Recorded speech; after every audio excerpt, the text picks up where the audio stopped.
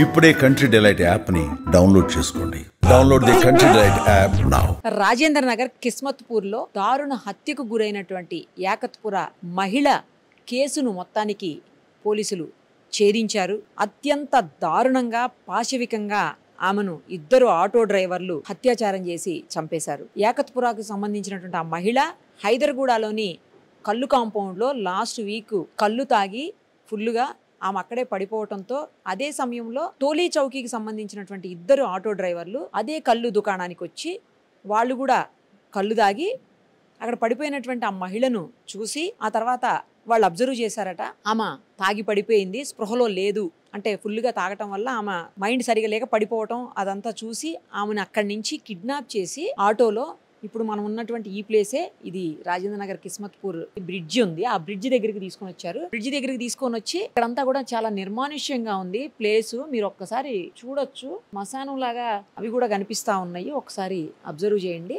ఈ ప్లేస్ కి తీసుకొని వచ్చి అంత చాలా చుట్టుపక్కల కూడా ఇల్లు ఉన్నాయి కానీ చాలా దూరంగా ఉన్నాయి, కనిపించట్లేవు. ఎవరు కూడా అంతా అబ్జర్వ్ చేసే పరిస్థితి ఉండదు. మేబీ అందుకోసమే వాళ్ళు ఇక్కడ దాకా తీసుకొచ్చినట్టున్నారు. తీసుకొని వచ్చి ఆ మహిళను వివస్త్రణ చేసి ఆ తర్వాత ఒకరి తర్వాత ఒకరు దారుణంగా రేప్ చేశారు. రేప్ చేయటమే కాదు, ఆమె సహకరించట్లేదని, ఎందుకంటే మద్యం మత్తులో అదే కళ్ళు మత్తులో ఉంది కదా, ఆమె సహకరించట్లేదన్న ఉద్దేశంతో కర్రలు పెట్టి ఆమె మర్మాంగంలోకి కర్రల్ని గుచ్చి అత్యంత దారుణంగా హింసించి ఆమెను చంపేశారు. ఆ తర్వాత బాడీని ఇక్కడే పడేసి ఏమి తెలియనట్టు వెళ్ళిపోయారు. దాదాపు ఒక 5 రోజులు 6 రోజుల పాటు అసలు ఎవరు చంపారు, ఎందుకు చంపారు, ఈమె ఎలా చనిపోయింది కూడా తెలియనటువంటి పరిస్థితి ఉంది. ఆ తర్వాత పోలీసులు పకడ్బందీగా మొత్తం నాంపల్లి నుంచి హైదర్గూడ వరకు మొత్తం సీసీ కెమెరాలన్నీ తీసి ఫుటేజ్ మొత్తం పరిశీలించి ఆ తర్వాత ఆ ఆటోలు ఎటుపోతున్నాయి ఏంటి, ఆమెను ఎక్కించుకున్న తర్వాత ఎటు వెళ్ళారు అని చూసి అక్కడి నుంచి వాళ్ళు ఇప్పుడు మనం ఉన్నటువంటి కిస్మత్పుర బ్రిడ్జి దగ్గరికి రావటం గమనించి అందులో మొత్తం సీసీటీవీ ఫుటేజ్ అంతా తీసిన తర్వాత పోలీసులకు క్లియర్గా క్లారిటీగా ఎవరు చంపారు, ఎలా చంపారు అనేది బయటకు వచ్చి మొత్తానికి ఎస్ఓటి పోలీసులు హంతకులిద్దరిని కూడా అరెస్ట్ చేశారు. ఇది లాస్ట్ మొన్న ఆదివారం కాక ముందు ఆదివారం జరిగినటువంటి ఘటన.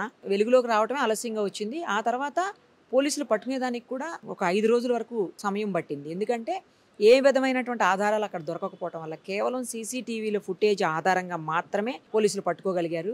ఇక్కడ 2-3 విషయాలు మనం మాట్లాడవలసిన అవసరం ఉంది. ఏంటంటే ఒకటి, ఆ టైంలో మహిళ ఎందుకు బయటికి రావాలి, వచ్చినా డే టైమే వచ్చినా తాగటం అనేది ఇక్కడ ఆలోచించాల్సిన విషయము. తాగినా అంత ఫుల్గా తాగటము, అక్కడే పడిపోవటము అంటే ఆమెకు ఏం చేస్తున్నానో కూడా తెలియనటువంటి పరిస్థితి ఒకటైతే.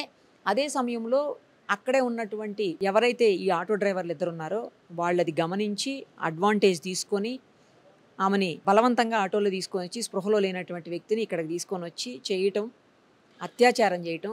ఆ అత్యాచారం కూడా అత్యంత పాశవికంగా దారుణంగా. ఆమె సహకరించట్లేదండి, ఎందుకంటే ఆమె మద్యం మత్తులో ఉంది, పైగా ఆమెకి ఏం తెలియని పరిస్థితి ఉండుండొచ్చు ఆ టైంలో. అయినా వేరే వాళ్ళు ఆమెకు ఎంతో కొంత అయితే అర్థమవుతూ ఉండకూడొచ్చు, చెప్పలేము అది కూడాను. సో సహకరించట్లేదన్న రీజన్ తోటి కర్రలు తీసుకొని ఆమె మర్మాంగాల్లోకి గుచ్చి పొడిచి చంపారు. అంటే ఎంత ఘోరమైన మనుషులు తయారవుతున్నారు ప్రపంచంలో. అసలు మీరు మనుషులేనా? అసలు మానవత్వం కొంచెమైనా ఉందా మనుషుల్లో? అంత దారుణంగా కసిగా చంపాల్సినంత అవసరం ఏముంది అసలు? తర్వాత ఏం జరుగుతుంది? మీరు, మీ కుటుంబాలు, మీ జీవితాలు అన్ని నాశనం అవుతాయి. అది ఎందుకు మీరు ఆలోచించలేకపోతున్నారు? ఆలోచించలేకపోయారు ఆ రోజు. ఆమె కుటుంబము, ఆమె పిల్లలు, భర్త, తల్లిదండ్రులు అందరు ఇట్లా బాధపడేటువంటి పరిస్థితులు ఉంటాయి. సేమ్ టైము ఎవరైతే అంతకులు ఉన్నారో వాళ్ళ కుటుంబ సభ్యులు కావచ్చు, వాళ్ళ పిల్లలు కావచ్చు, వాళ్ళ భార్యలు కావచ్చు, వాళ్ళ తల్లిదండ్రులు కావచ్చు, అందరూ కూడా ఇబ్బంది పడాలి కొన్ని సంవత్సరాల పాటు. ఎందుకు ఇంత కర్కశంగా పాశవికంగా ప్రవర్తిస్తున్నారు అసలు మనుషులు? ఇంకొకటి, తప్పు చేసే ప్రతి ఒక్కళ్ళు బాగా గుర్తుపెట్టుకోవాల్సిన విషయం ఏంటంటే మీరు పోలీసులకి, చట్టానికి ఖచ్చితంగా దొరుకుతారు. పోలీసుల నుంచి, చట్టం నుంచి తప్పించుకోలేరు. ఆ విషయాన్ని బాగా అర్థం చేసుకోండి. అయిన తర్వాత శిక్షలు చాలా కఠినంగా ఉంటాయి. లేట్ అవ్వచ్చేమో కానీ కఠినమైన శిక్షలు అయితే అమలవుతాయి. చట్టం చాలా సీరియస్గా ఉంటుంది. ఇవాళ రేపంతా కూడా చాలా టెక్నాలజీ పెరిగిపోయింది. ప్రతి చోట కూడా సీసీ కెమెరాలు ఉన్నాయి. అసలు ఎక్కడ సీసీ కెమెరాలు ఉన్నాయి, ఎక్కడ లేవో కూడా ఎవ్వరికీ తెలీదు. అంతలాగా మొత్తం సిటీ అనే కాదు, అసలు ప్రతి చోట కూడా సీసీ కెమెరాలు ఉన్నాయి. ఈవెన్ పల్లెటూళ్ళలో కూడా ఇప్పుడు సీసీ కెమెరాలు ఉన్నాయి. సో ఆ సీసీ కెమెరాల్లో ఎలా అయినా మీరు దొరికిపోతారు. సో తప్పు చెయ్యటానికి ముందే అన్నీ ఆలోచించుకోండి.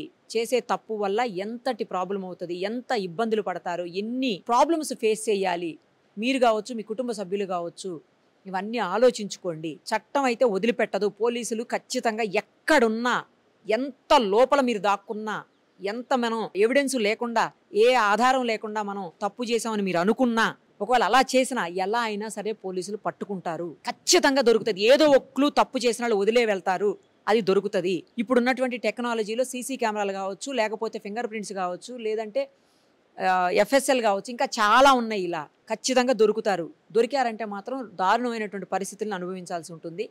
సో తప్పు చెయ్యకండి, దారుణమైన తప్పులు అసలు చేయకండి. ఏం చేస్తున్నారో ఏంటో తెలివితో ఆలోచించుకొని, తాగిన మైకంలో తెలియకపోయినా సరే కనీసం ఎవరు ఏంటి ఎక్కడికి వెళ్తున్నాం ఇవన్నా తెలుస్తాయి కదా. కానీ ఎంత క్రూరం అంటే, ఎంత ఘోరం అంటే, మహిళను అత్యంత ఘోరంగా దారుణంగా చంపి పడేస్తే ఇక్కడ ఇదే ప్లేస్లో పడేశారు.